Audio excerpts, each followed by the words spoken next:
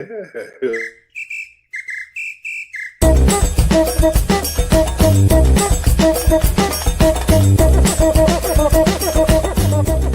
Brazilian Shirt Name Podcast with Dotun Adebayo and Tim Vickery.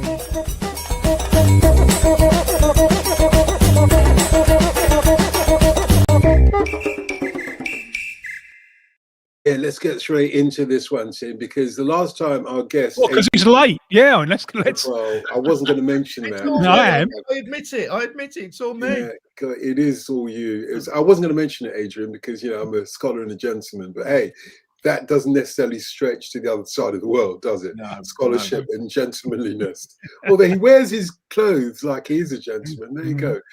No, the reason why I want to go straight to Adrian is because last time he was on, you might remember, we had a fascinating conversation on this Brazilian Shirt Name podcast. He said he was working on a book, and his book would shake the football industry to its very core. Well, I can tell you, the book is now out. Adrian, welcome back to the Brazilian Shirt Name podcast. There it is. There it is. Preparing to shake the foundations of football to its core. Where's the money gone? The battle for the soul of English football in 400 pages.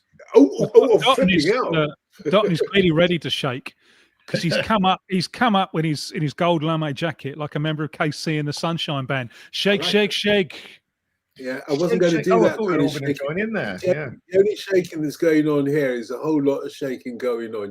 This is a 50s style, or a Shana No, if you like to revive the 50s. It still looks a lot like Martin Fry out of ABC from me, but there you go. Onwards and downwards.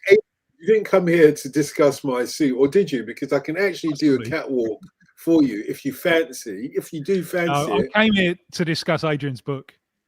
No, I'm not talking about you. I was asking what Adrian came here to discuss. Well, I'm up for whatever. It's a lovely jacket, and Tim's kind of a proper hip hop statement.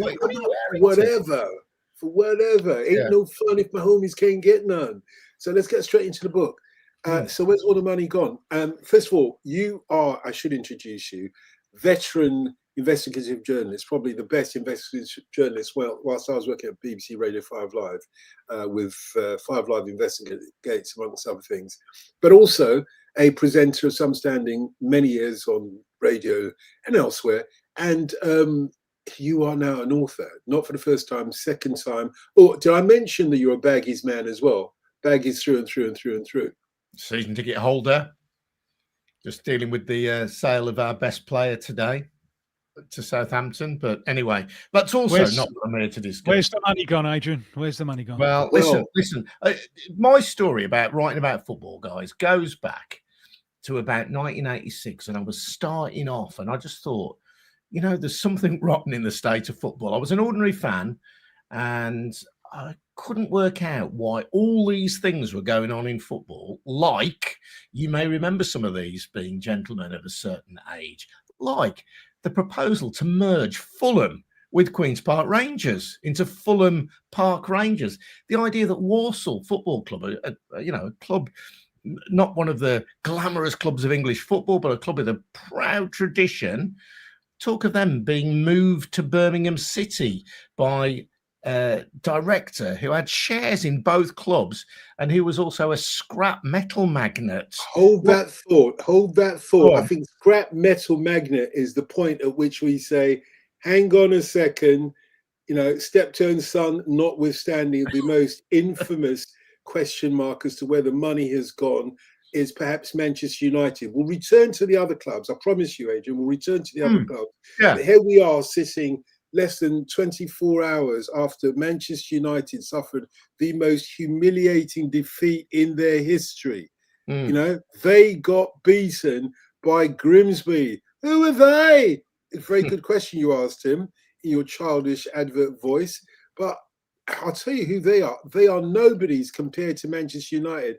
Manchester United fans ain't having that. If you've been looking at the socials today, Bruno Amorim, well, he might have some blame in it, but let's face it, I think we know why and where the downfall of Manchester United happened, despite the fact that they sell out Old Trafford week after every other week. It gets to the heart of our thing, because you just talked about scrap metal dealers. And when you started on this in the mid-'80s, that was the kind of people who were even owning Man United. Yeah. Well, listen, the how thread on earth has it changed so much in so much time? Well, yeah, but there you see, that's the thing, isn't it? That's the thread between then and now, and I try and kind of write a bridge between then and now, because football in those days was impoverished. We were told there was going to be this thing called natural wastage, where clubs that didn't have enough money would be allowed to go to the wall. Now football is awash with money, and more money than it's ever had before in England, through supporters' money, through season tickets, and through broadcasting rights, through merchandise, and no club more so than Manchester United. And yet ask any United fan, not just in the aftermath of defeat by Grimsby Town, but ask any United fan for the last decade, is there something rotten in the state of football? Is there something rotten in the state of Manchester United? And they would say, yes, there definitely is. Now, at some level, that's about not winning trophies, because as fans, we want to see our team win. We want to be entertained. We want to see them competing for the glamorous big moments in football. But any Man United fan will tell you there's something rotten in the state of our national game. Ask Liverpool fans. I think Liverpool are having a great time of it. Got a brilliant manager, really exciting team. They have owners who wanted to take Liverpool into a Super League in 2021. The same owners. Now, they may well be managing Liverpool well enough. What's their end game? What's the end game for FSG at Liverpool? What's their long-term commitment to the people of Merseyside? I don't know. Are they ever asked those questions in press conferences? So I kind of try and bridge, as I say, from the mid to late 80s to pre-Premier League days to now, and ask, has football really got any better? It's become more glamorous.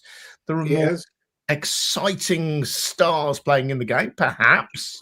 But in the 80s, much maligned 80s, 2 English teams won the European Cup. One of those was Nottingham Forest. Yeah. Would that happen today? The way in which teams like my team, West Brom, Ipswich, Nottingham Forest, dare I say, Aston Villa, could compete for top trophies. Is that part of football today? No. Those clubs have been locked out. They've been locked out by the money of the very biggest clubs. Is that healthy for our national? No, well, let's find out what our viewers think of this. And I apologize once again for cutting into you, but it strikes me, just as you were talking, that this is a wider issue than a conversation between us three. So if you are joining us now, welcome to the Brazilian Shirt Name podcast. We do go live a couple of times a week on the Football Smash YouTube channel and the Brazilian Shirt Name Facebook and Instagram page.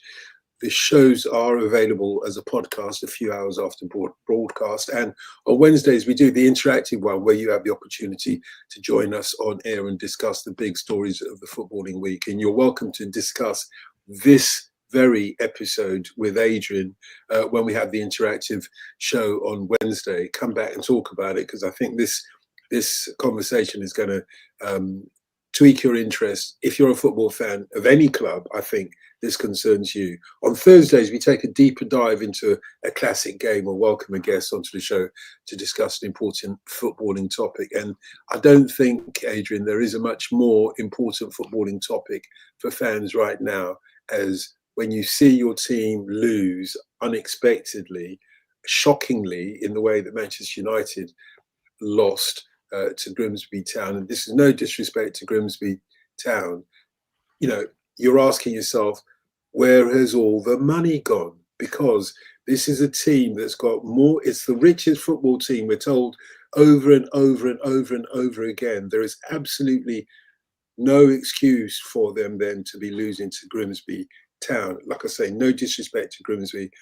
We're not in the era anymore where Swindon Town beat Arsenal in the League Cup final. You see what I did there, Tim? Yeah, but when Adrian's harking back to the mid-'80s, where there was a balance of forces, or even earlier back, and one of the biggest cup upsets of all time is Colchester United beating Leeds United. No, in the FA Cup when Leeds were the kings of the hill. So I don't think maybe the focus is on yesterday's results. It's on what is the objective. Because I think in the 80s and so on, we knew what the objective of the clubs was. It was to represent their communities. It was to give the local businessman who owned it, and it always was a man, a bit of prestige down the local golf club. You mentioned this with those Liverpool owners. What's the end game now? You know, these people who have come in and bought the clubs, not many of them make money. Most of them lose a lot of money. What's going on, Adrian? Why are they doing it? Well, it's interesting though, Tim. They might make or lose money on an annual basis, but the big money is the way in which football clubs, certainly at that elite level, are seen as assets, because you can sell a club now for billions of pounds because its asset value is presumed to have grown because of the rise in broadcasting rights, because of the rise in merchandising rights, and so on.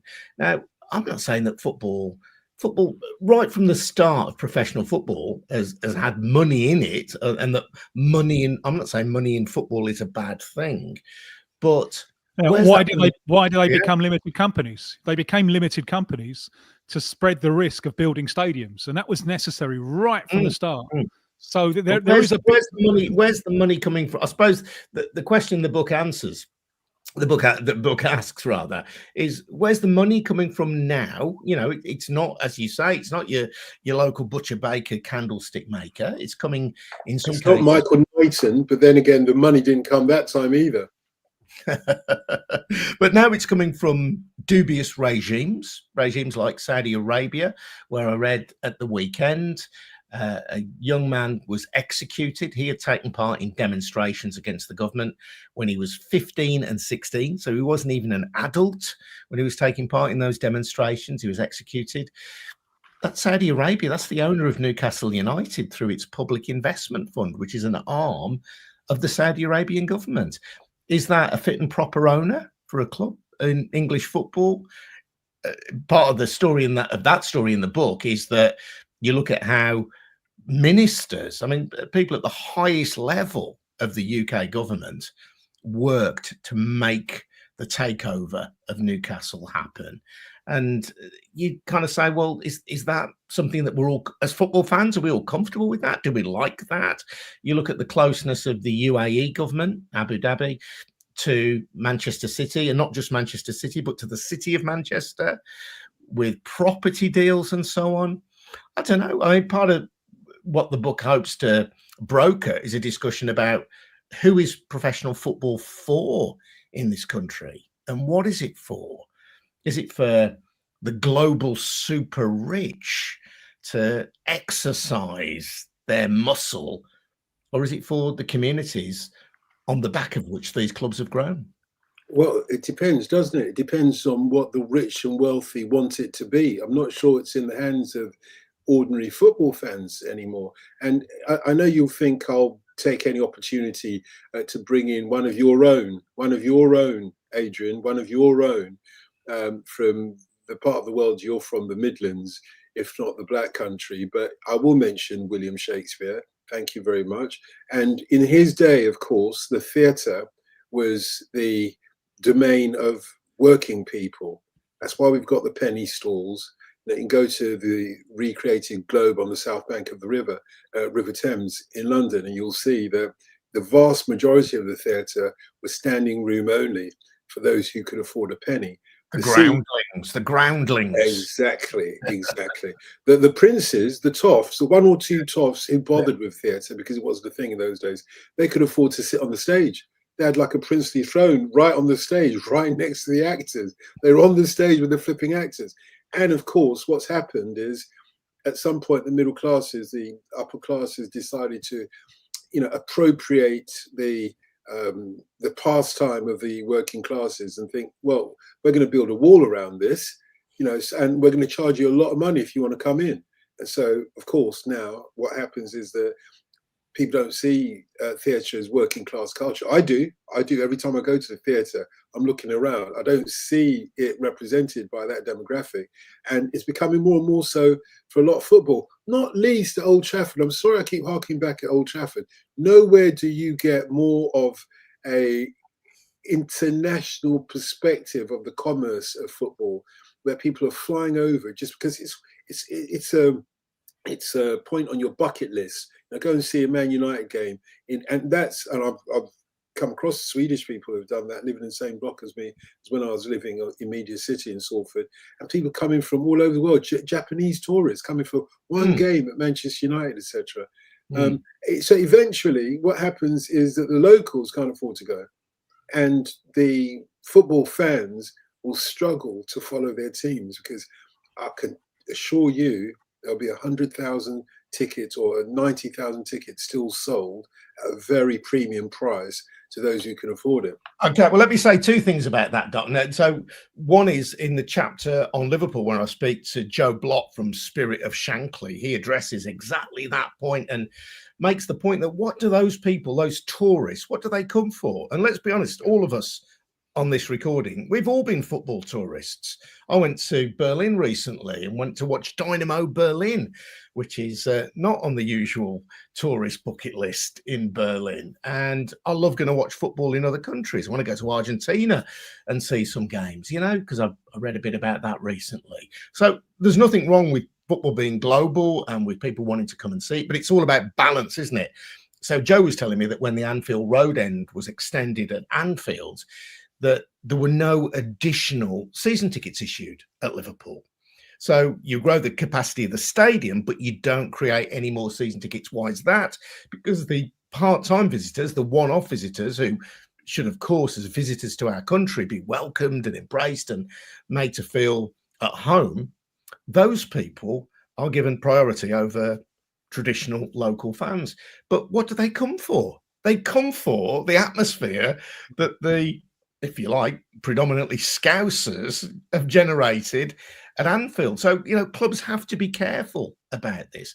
And sorry to keep going on, but you said, Dotun, at some point, that point in English football happened in 1992 with the creation of the Premier League. Now, I've done a chapter in the book with David Dean, who is, many people remember, you know, very good director at Arsenal, you know, really did a fantastic job for Arsenal Football Club, I think. But David takes pride in the fact that he's the architect of the Premier League. And the story that he tells is that of post-Hillsborough, something needed to change in football. What I tell, well, the story I tell, based on my own research as a fanzine writer, is that Hillsborough may well have been the moment, the catalyst, in terms of people like David Dean being able to persuade government and persuade others that the Premier League needed to happen. They were plotting the Premier League or something like it years before Hillsborough. And I've got the receipts to prove it with interviews that I did as a tyro journalist for my fanzine. What? Because I think this is quite complex and contradictory. I agree 100%. That whole elitisation thing was being planned years before Hillsborough. Much to my surprise, years afterwards, I looked at the football being played and I thought, you know what? It's much better. And if you compare it with, say, the mid-'80s, the players were not fit. No, the amount I went out drinking with some of them, I just couldn't believe that professional sport, just couldn't believe it. You know, they were drinking champagne as if it was lager.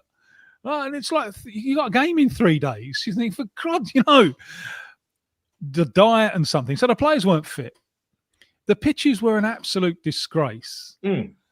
And now, because the pitches are better, it's led to the development of talents that couldn't have flourished 40 years ago because it would have been stuck in the mud. So in some ways, there have been improvements. Yeah, without a doubt. But those, sorry, Tim, go on. Go on. Those improvements aren't the product of the Premier League, are they? They're the product of kind of evolution in football. But they are the products of wanting to produce a product that you can sell all around the world. So there is a link there with money. Now, what I see, just wait till I get to the end. What I see here is quite complex and contradictory, because the success of the Premier League, and it has been a success, is, for me, it's a combination between the old and the new. The new has worked in part because the old has such strong roots. And if you talk to TV executives in other countries, they love the Premier League for the atmosphere that's created in the stadiums, for the fact that the fans are right up close to the pitch, and you can see that it means something to them. So, and without you take that away, and the event has nothing like the same power. So for me, it's been a combination of the strength of the old roots and the improvements which have been made to the level of football played. But at what point, and here we're moving, I think, towards agreement, at what point do you think that the balance tipped too far away from the essence of the clubs representing their communities? I think it's an organic and an ongoing thing. I don't think it's a finite thing, but just an observation to throw in. I know this is a bit sideways of the point that you're making, Tim, but I think when we talk about football culture, which is embedded in every town and city and village of England and of Scotland, I would argue as well. I mean, Scotland is every bit as much a football. Or even more so. I think it's the highest percentage of people per population who attend games, and they've got 4 divisions. It's extraordinary. But culturally, and again, there's a bit of the book, I suppose, where I'm leaving people to join the dots about politics. There are bits of the book where I'm not, where I'm quite explicit about it, but there's bits of the book where I kind of leave you to join the dots. Okay, but we are incredibly passive in some respects about this incredible institution that is English professional football. And the counter to that, I suppose, were the demonstrations, even amongst supporters of elite clubs when the Super League happened. People said, we ain't having this. And they stopped it. People power stopped the Super League. Brilliant. And our fans were more passionate in opposing it than supporters in other countries were. Brilliant. Good on them. You know, surprised me, pleasantly surprised that Chelsea fans, Arsenal fans, Man United fans, Liverpool, they weren't having it. Good on you. Good on you. And then opening day of the season, Friday night, Liverpool against Bournemouth. You're an away fan. You've got to travel to Merseyside on a Friday night. We now have a regular Friday, Saturday, Sunday, Monday rota on the televised football. In Germany, when they had Monday night football, obviously Germany's a bigger country geographically, but we still have journeys of hundreds of miles. In Germany, when they had a regular Monday night game, the fans weren't having it. They took whistles to games. They threw tennis balls onto the pitch. They said, we're going to be on television. There's more television, or as much television in Germany of football as there is here, live matches, including 3 o'clock kickoffs on a Saturday. But we're not having it. And our fans are we've got this incredibly vibrant cultural thing that is football. And people clearly care hugely about it. In some regards, though, and particularly in regard to the business side, people are incredibly passive about it. And, there's a level at which I kind of think, well, you'll get what you deserve then. If you let them do all these things, and you said it earlier, Dotun, the rich will do whatever the rich will do. Well, they will if we let them. Yeah. Roman Abramovich was one of those rich people that came into our football culture by buying up Chelsea, and you devote some time in your book to talking about him and the various offshore bank accounts that bankrolled Chelsea at the time. I think it's fair to say that even the government will acknowledge this. They can't help but to do that, and the FA themselves, that Roman Abramovich was not a fit and proper person to be owning a British football team because of his links with a certain Vladimir Putin, which was the reason why he was ousted or forced to sell or give away whatever, the outcome of the sale of Chelsea was, his club, the club, and also to leave this country as well on top of that, But at the time, do we now blame the people who were responsible at the time, prior to the Ukraine war and prior to, I suppose, his association with Vladimir Putin, which was always known, because otherwise how would he have become an oligarch under Vladimir Putin, initially under Boris Yeltsin, but once Vladimir Putin came in, you had to come correct, as you know, from the other Russian billionaires that fell foul of Vladimir Putin. So we've always known about Roman Abramovich's links, but they weren't problematic at the time. So I don't know how we conclude whether there was a fault or wrongdoing in him being allowed to buy Chelsea. Yeah, well, I suppose it depends how football clubs are constituted and how they're run. I mean, you'll know that London for a time earned the nickname London Grad. So football wasn't unique in opening its arms to Russian oligarchs in terms of football, was it? I mean, London, therefore the UK, welcomed Russian oligarchs of all sorts. I mean, notwithstanding, the invasion of Crimea years before the full-scale invasion of Ukraine, there were allegations going back years about attempts of Russian interference in the Scottish independence referendum, of potentially the EU referendum. And we'll remember that Boris Johnson sat on the Russia report. The Joint Intelligence Committee of Parliament produced a report that Boris Johnson, as Prime Minister, sat on. So I think I'd observe that clearly politicians were complicit in the football world that was created, and that the Premier League itself, I think, has promoted this narrative that it's a great global British export, which of course it is. But there's a but, isn't there? But the Premier League just sort of said, hands off, leave us alone, because we're doing fine as we are. And it suited governments, and it may well still suit the government. We shall see how strong the regulator is going to be. It suited governments to say, yeah, okay, carry on as you will. And if you take that attitude, then you end up with oligarchs running football. There is a line that is about to be crossed, which is a game in the Spanish league, which Villarreal won against Barcelona. They want to take to Miami. Now, you can do this maybe for one-off cup competitions, but to do it in the league season for me that's an absolute. It's off the scale, Now, there was an attempt to do that in the Premier League, which was beaten off. Game 39. Yes. Do you think that has been beaten off definitively? Because at that point, when you allow that, then the clubs see you break that link between the club representing its community, and the club then becomes nothing more than an aspect of the global entertainment industry. Do you think that proposal will come back? Do you think where can a regulator stand on this? And do you see the role of a regulator in eliminating the possibility of something like this? And is it possible for a regulator to roll back some of the excesses of the last 30 years? That's a lot of questions, isn't it? Didn't rugby league have a major game played in Las Vegas as well? I think it doesn't matter, does it? It doesn't matter. Like football matters. Well, you might argue. I think rugby league matters, to be fair to the people, but that maybe there's a different culture in rugby league whereby people embrace these kind of things. I certainly think that there would be pushback if there was an attempt to do this with English football. But so long as we have the kinds of people running English football that we do, I don't think that threat will ever fully disappear.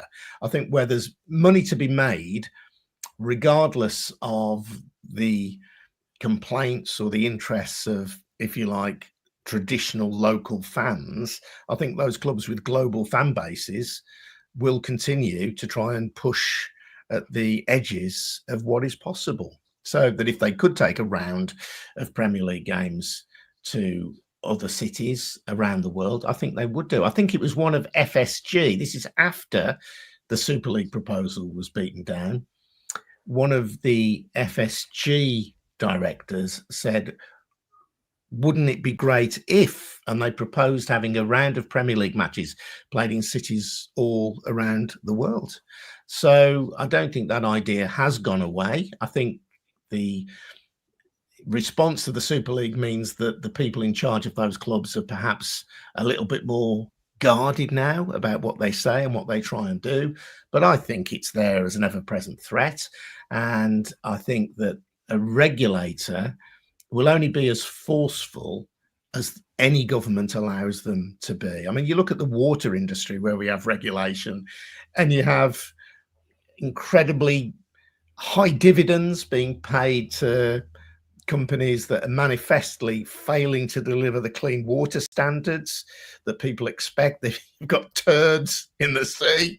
You know, how effective has water regulation been? So I think, again, you look at other regulators and the pricing that regulators say set, for example, in the energy world, affect, you know, the government. We all know how it works. The government will lean on regulators to do one thing or another.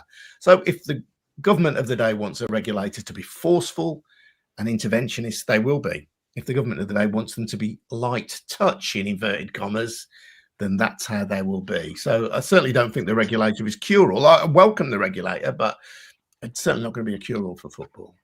I wonder, and it's a fascinating conversation, I do wonder whether there are some football teams that are more vulnerable to a hostile and malignant, ultimately malignant, whatever you might think it's like when the money's first thrown in, takeover bid.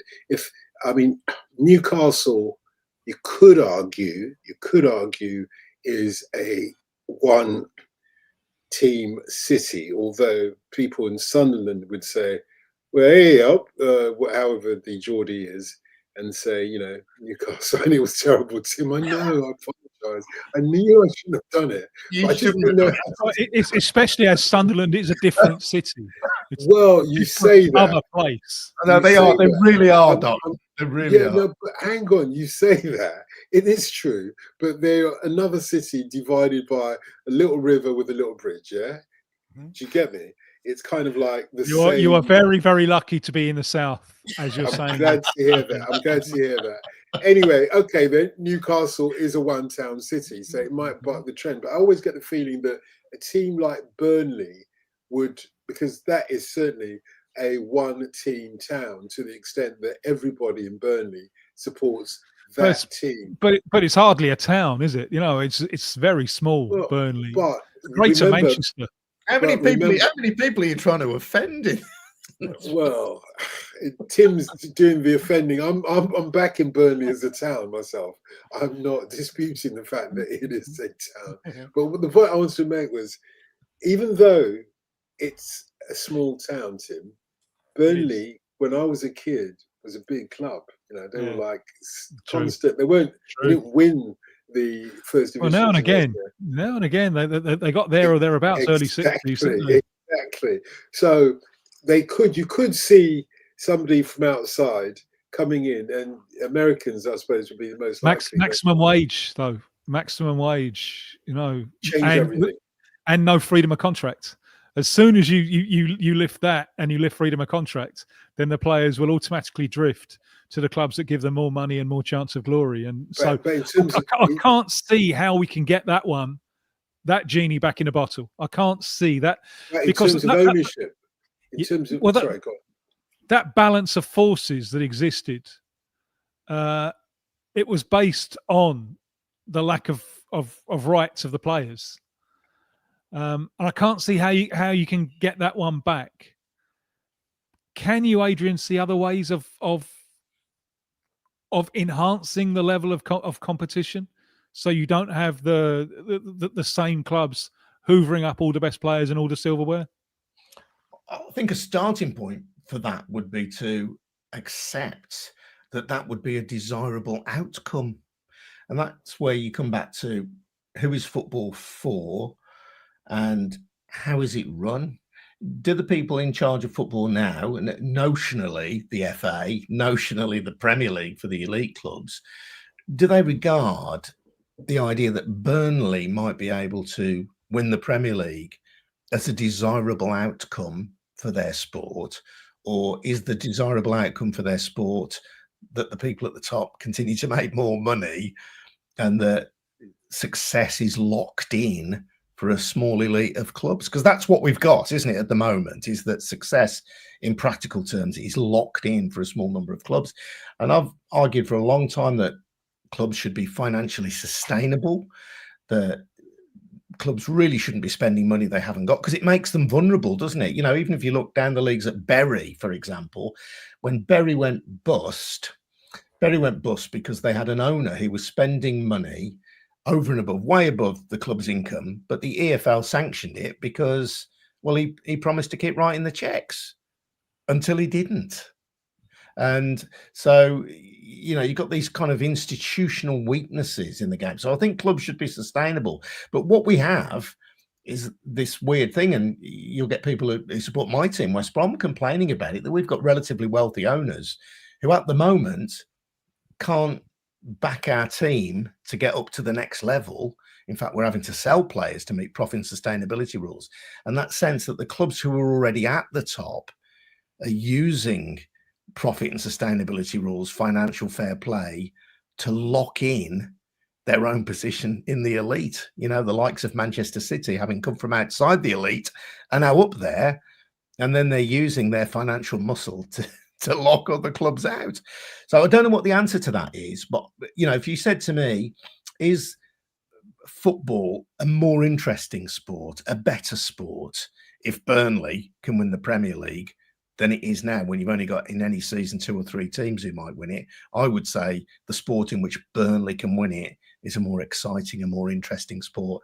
And the living proof of that is, of course, Leicester City and the never to be forgotten season that they had. Was it 2016? And the near certainty that under the current system will never happen again. Yeah, both of you misconstrued the point I was trying to make, and I'll come back to it in a moment. But Leicester City, it's like, where are they now is a question I would ask. I know they suffered the tragic loss of their owner, who was prepared to, you know, fund them. But it is an interesting case in point, because that owner decided to make the club a town's club. You know, he needed the town coming with him on that journey, coming with the club on that journey. And that was the point I was trying to make with Burnley, which is, when you see a club that has strong links to the local community, does it become harder for somebody from the outside to go and say, look, I'm going to drain lots of money and transform the club? And, you know, obviously it will mean that you lot don't have any moral rights in the club anymore, but you'll still be able to come and watch it play, and they'll be much more successful. You know, the kind of model that may see Hollywood stars coming out the woodwork and saying, okay, we'll buy this club. Your rivals in Birmingham, they've got a little bit of star American football power behind them, and American Hollywood power behind them as well. For example, you see, I wasn't necessarily thinking of Wrexham. That was the first place minds go to. But I'm just saying that, yeah, the closer the links, or the closer the ties, the umbilical ties, which is what they were at one point. We started off this conversation talking about how the butcher, the baker, and the candlestick maker once upon a time owned the local club, and the local club promoted the butcher, the baker, and the candlestick maker. That tie has long gone in most teams. Maybe when you get lower, much lower down the divisions, you might see, you know, somebody competing for the Johnson Paints trophy, and who knows, a Johnson Paint may also own a club. You know, that I get. And in other countries, you still see that in local football. In Nigeria, for example, the teams are linked more so to a local business than a local community, but they're representing the community just by their name. And that's what I wondered, whether in challenging the hostile takeover, for want of a better way of describing it. I know they're not always hostile in that sense, but in challenging or withstanding the temptation to sell out, as it were, is it more difficult when a club is really rooted in the community? Yeah, well, it doesn't matter. Maybe it doesn't matter. No, it's very well. In some sense, it doesn't matter, because I think the link will be there in a sense that the community feels it owns the football club anyway, even if it doesn't. it's very difficult to draw direct comparisons, but because each club is different, each club has its own standing and its own status within society. What the example we mentioned, that the ultimate one club city is Newcastle, but we also saw this with Manchester City, is that football is a great vehicle through which owners, and I would say in both those cases of dubious states, can not only get access to owning the football club, but can also use that access then to gain influence on the local political scene. And I've tried speaking to people in both Manchester and Newcastle, politicians, for various documentaries, for the book, and so on, and they don't really want to talk. There is a kind of the silence that you might get in oppressive Middle Eastern states starts extending to places like Newcastle and Manchester. I don't want to overplay that, but that is a real thing. Now, Man City fans and Newcastle fans still feel as passionately about their club as they do, and I suspect in both cases they'll mostly reject any criticism of their club because they feel it that intensely. But that is part of the process that happens, and I think that's quite corrosive. I think it's corrosive for football. I think it's corrosive for our country as well. Do you? No, you go ahead, Tim. Do you find any cause for hope?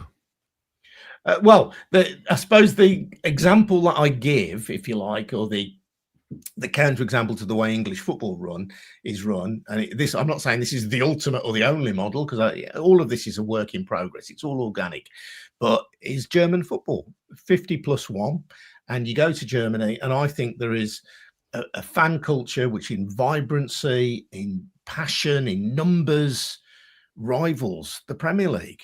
It doesn't have the TV money of the Premier League, but it's every bit as passionate, every bit as fiercely felt as the Premier League. But it also has an edge of radicalism whereby fans say, if we don't want this, if we don't like these owners, if we don't like these sponsors, we're not going to have them. And so the primacy of the supporter, the spectator in the stadium is more or less guaranteed in German football. So, as I say, I'm not saying that's the only model, and I'm not saying it's perfect. You look at the dominance that Bayern Munich have had in winning the Bundesliga. But that's not, arguably, Bayern Munich is not as much a threat to the Bundesliga, their dominance, as the RB Leipzig intervention into these things, because that is although Bayern have continued to ride it just because they are easily the biggest club in Germany. But I think so. If you say to German football fans, and I've done that, as researched that for the book, spoke to a number of German football fans, would you sooner have the extra money, the glamour, if you like, of the Premier League, or would you sooner have what you've got? And they say we'd sooner have what we've got. And as an English football fan, I'd sooner have what they've got. But this kind of reminds me of the story of the fellow who stopped to ask for directions, and he was told, "Well, you know what? If I was you want to get there, I wouldn't start from here. If we want to get, is there a path from where we are now? Is there a path to where Germany is, or something similar?" Or has that train left us? I hope the book will be part of laying down a few slabs on the road to that. As I say, I don't think it's about saying here's a perfect football world. There is no such thing. But can our football be better? Can our football be less affected by the whims and fancies of global elites, for want of a better word, in which I think would be better for it? Then I think you can, yeah. And I think the regulator may be part of laying that path down. I think supporters themselves, though, I think look at organisations like the Football Supporters Association, with which I was heavily involved in its early days, but which now receives funding from the Premier League. I'm not saying the FSA has got anything other than good, well-motivated people within it, but where's the campaign against Monday night football, which forces fans, or at least would say, if you're going to have Monday night football, make sure that the away fans don't have to travel more than 30 miles, for example. West Brom have got midweek away games or Friday night away games this season at places like Norwich, Middlesbrough, They clearly don't give a damn about the paying spectator or the travelling spectator. So I'd love to see supporters getting a bit more organised about that.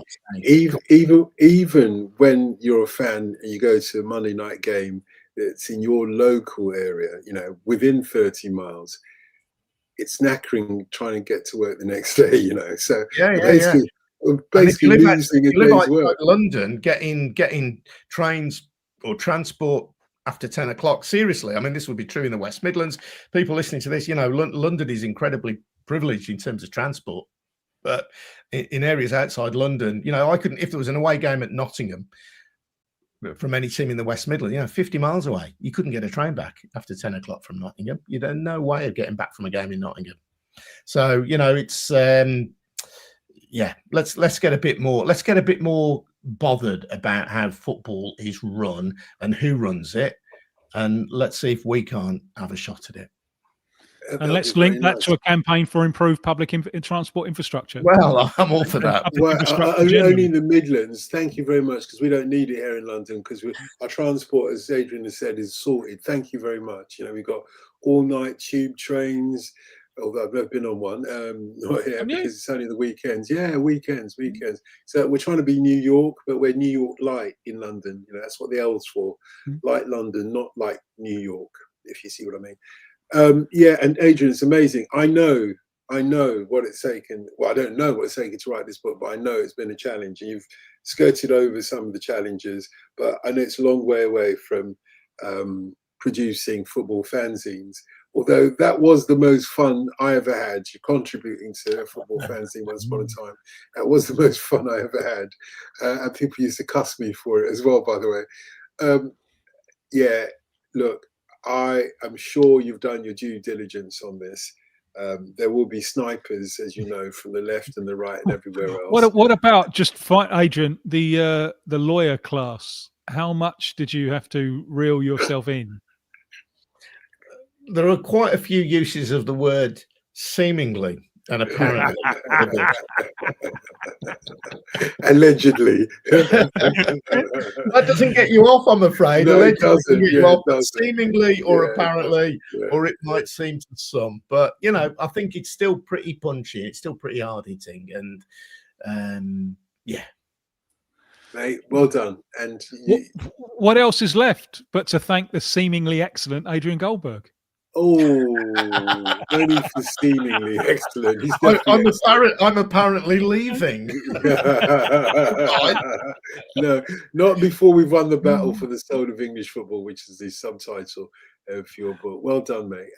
Did you use my quote in it in the end?